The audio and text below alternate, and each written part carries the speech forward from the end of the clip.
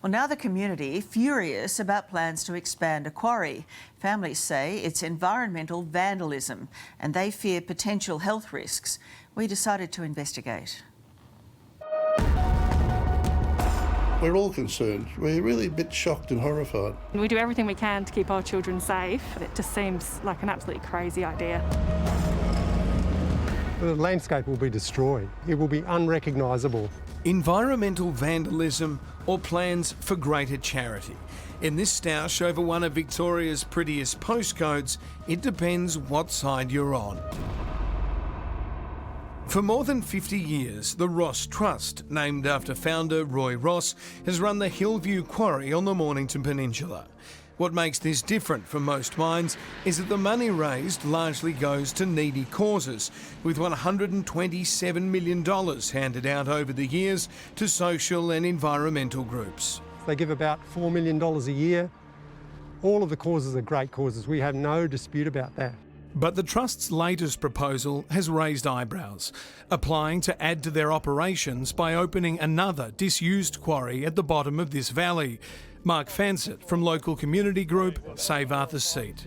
Well, the unused quarry is that little dip you see in the hill there. It's a small quarry about 6 hectares in size. The Trust has owned the old quarry site for more than 20 years, but recently purchased a large parcel of land next door to assist in the new venture if it's approved. Do you say this landscape will change if the quarry goes ahead? The landscape will be destroyed. Every piece of vegetation virtually will go from that site. It will be unrecognisable. The Ross Trust does a lot of philanthropic and environmental work. Why shouldn't we trust them to run this quarry responsibly? Yes, just because they've got trust in their name doesn't mean they can be trusted, as we saw with the rubbish tip proposal. The tip proposal goes back to 2013, when the Trust tried to lease the site for landfill, a plan that was ultimately knocked back on environmental grounds. You don't trust the Trust? Not at all.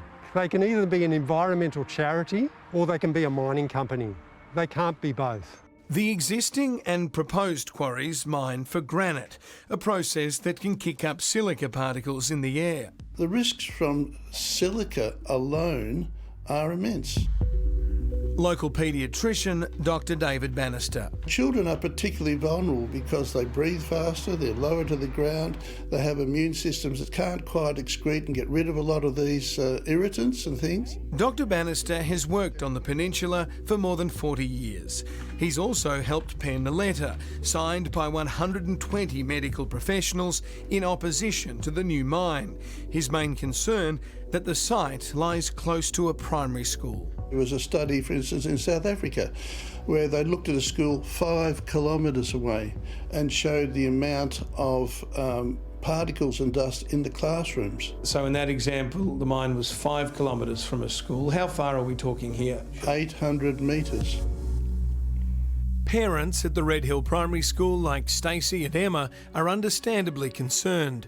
To learn about the damaging effects that granite dust can have on people's health was really worrying, and to think that my children could be potentially breathing that in on a daily basis is really terrifying, to be honest. Both mums have kids under 10 at the school and are closely watching discussions between the Ross Trust and the school council. It's a mine that could run for 70 to 100 years.